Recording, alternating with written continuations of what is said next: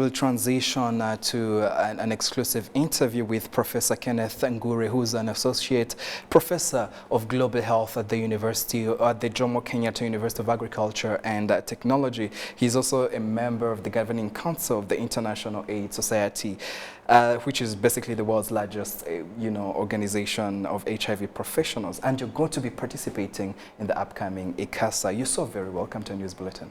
Thank you very much. Now, it's a pleasure to have you here, and we basically have, we believe you're very, you'll be very resourceful during our conversation when it comes to matters of HIV. But before we go into the details of the upcoming, ICASA meeting, there was an IAF symposium today. What did it entail, and what are you looking forward to, when it comes to ICASA this coming week?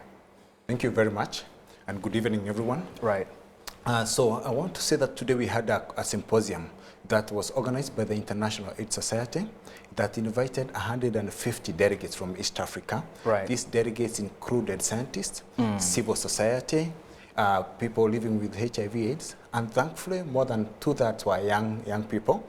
And this symposium was to deliberate on the challenges facing people are facing regarding HIV/AIDS infection.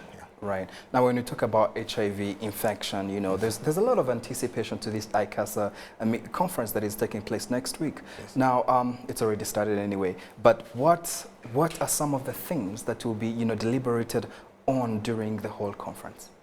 Thank you. Kigali is hosting the 20th ICASA meeting. Right. And this ICASA meeting is the largest HIV meeting in Africa.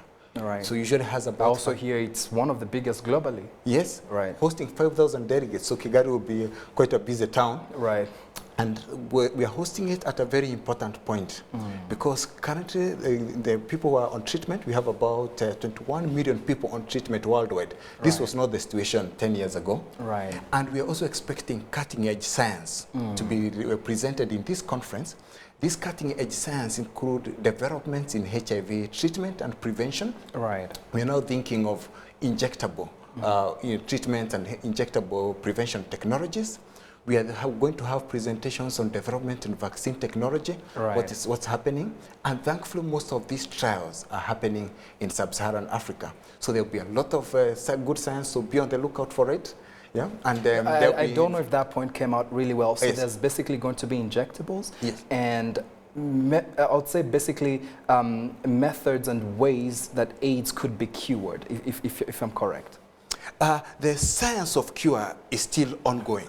But there will be updates on what is happening in the field of cure. Right, right. There will be updates on what is happening on the technology and the prevention. Yes. Right, right. Yeah, yes, and we also know that we also have developments in HIV prevention. Like now we have what we call HIV pre-exposure prophylaxis. That's recently implemented and learned. So there will be science that's being presented on implementation.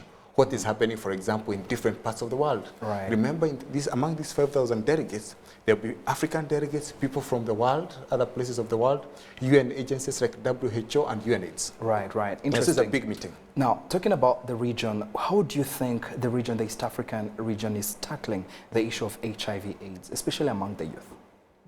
We have made good progress in the East African region.